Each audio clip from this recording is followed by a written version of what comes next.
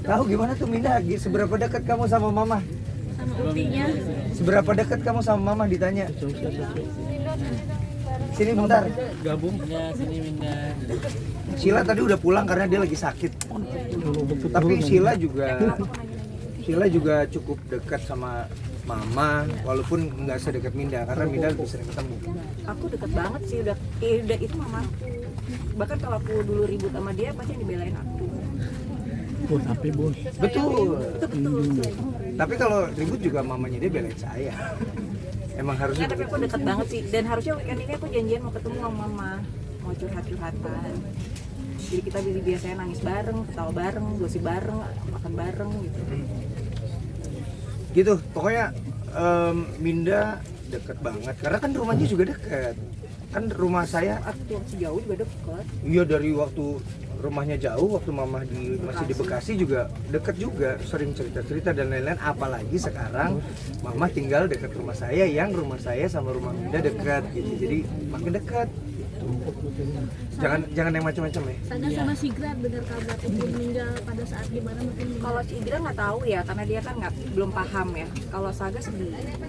Saga sedih. Saga tuh, Ngikutin prosesnya ya. nah jadi ketika saya dibilangin mamah tuh bukan nggak ada, mamah tuh nggak mau bangun, itu saya lagi rekaman sama Saga di rumah, lagi ngerekam lagu barunya Saga gitu.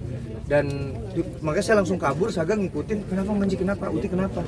Dan dia baru sekali itu ngelihat proses kehilangan gitu. Dia benar-benar ngikutin dari awal sampai kehilangan dan sampai sekarang gitu. Jadi, dan satu hal, bukan fun fact, sad fact, bahwa Mamah, Anji, dan Saga itu tanggal lahirnya sama. Dan kami setiap tahun selalu merayakan bertiga. Jadi waktu itu aku melahirkan kado buat mama sama Manji. Ya. Saga itu kadonya mereka gitu. Betul. Jadi Yang ikut gede sama mereka. ya, jadi yang diingat Saga adalah bahwa mulai tahun ini kita merayakan ulang tahun hanya berdua, Manji, nggak bertiga lagi gitu. Manji kuatin Saga gimana, tadi menurut Saga juga segala macam. Manji kan juga terpuruk, tapi harus kuatin Saga juga yang nggak proses itunya wafat. Saga cool sih. Cool lah dia sih, cool Aku nggak sih. tahu hatinya ya, tapi dia maksudnya lebih tegar aja. Tapi dia merekam sih, dia merekam dan dia juga ngomong ya dia sad gitu. Tapi harusnya dia belajar sesuatu sih. Maksudnya saya juga bilang kan bahwa ini juga pasti akan terjadi, dan saya bilang juga nanti Manji juga akan begini. Dan kalau misalnya Manji memang nanti meninggalkan dunia ini, meninggalkan kamu, kalau Manji duluan, ya Manji akan ada di dalam sana. Tadi itu yang aku bisikin. Manji akan ada di dalam sana, nggak akan ada lagi laki-laki yang ngebawelin kamu soal kamu harus belajar. Responnya Saga gimana Manji? Responnya Saga. Responnya Saga ya cool lah, anak Gen Z, Gen X ya. Apa responnya? Saga, Cool dia. sini nak. Sini nak. Udah gede banget. Gimana responmu sama kehilangan ini? Gimana? Sedih. Sedih ya. Saga sedekat apa sih sama Uti? Anaknya Mungkin satu lagi. kenangan sama Uti gimana Saga? Enggak gitu. Hah? Gimana kedekatan Saga sama Uti? Kenangannya? Sejak kecil cukup dekat sama Uti. Aku merayakan suka kumpul di Bekasi, jadi saya akan kangen Uti.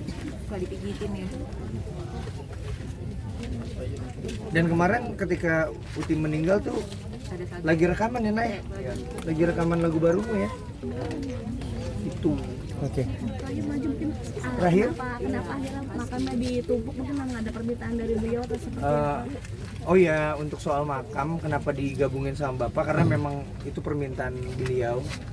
Dan kemarin sebelum meninggal, entah kenapa Mama meninggalkan banyak wasiat-wasiat, baik kepada saya maupun kepada orang-orang di sekitar saya. Ya salah satunya adalah Mama pengen pulang ke Bekasi.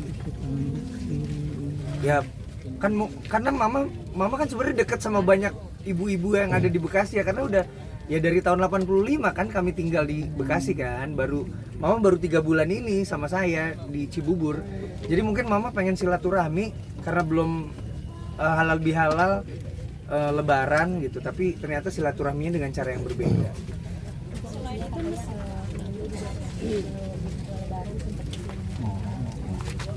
Iya, sebelum lebaran sempat datang nengokin ziarah ke makam bapak gitu. Beliau memang suka kangen gitu, makanya pindah ke Cibubur ada salah satu upaya untuk membiasakan beliau supaya nggak di keadaan yang sama, karena di Bekasi kan sama bapak-bapak terus gitu kan.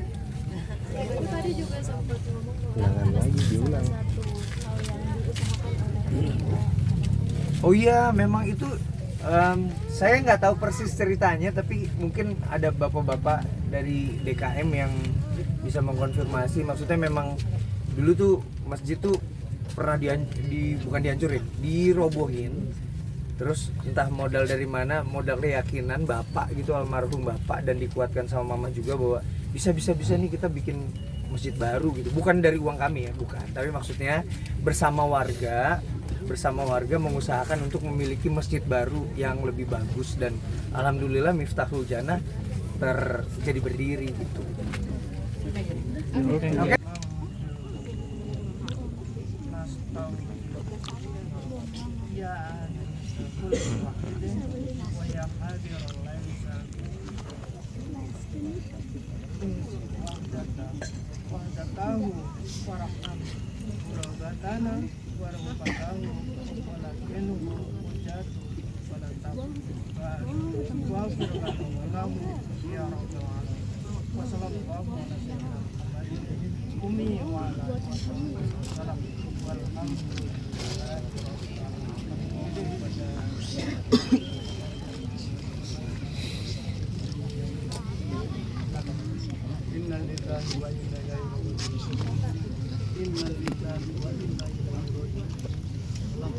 Enggak ada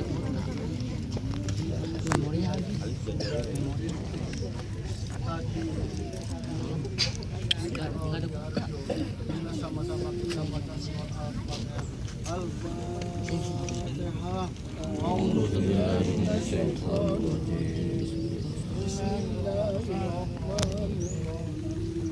Alhamdulillahirabbil alamin. Ar-Rahmanir Rahim. Wal maghdubi 'alaihim waladdallin. Al-Fatihah sekali lagi untuk Bapak Haji Artio Kusnota. Al-Fatihah. A'udzubillahi minasyaitonir rajim. Bismillahirrahmanirrahim. Alhamdulillahirabbil alamin. Ar-Rahmanir Rahim. Maliki yaumiddin. Iyyaka na'budu wa iyyaka nasta'in. Ihdinas siratal mustaqim. Siratal ladzina an'amta 'alaihim ghairil maghdubi 'alaihim waladdallin. Marilah sama-sama kita baca tahlil dan tahmid. La ilaha illallah wallahu akbar. Bismillahirrahmanirrahim. Qul huwallahu ahad. Allahu lam yakul lahu kufuwan ahad. Bismillahirrahmanirrahim. Qul huwallahu ahad. Allahus samad. Lam yalid wa lam yakul lahu kufuwan ahad. Bismillahirrahmanirrahim. Qul huwallahu ahad. Allahus samad. Lam yalid wa lam yulad wa lam yakul lahu kufuwan ahad.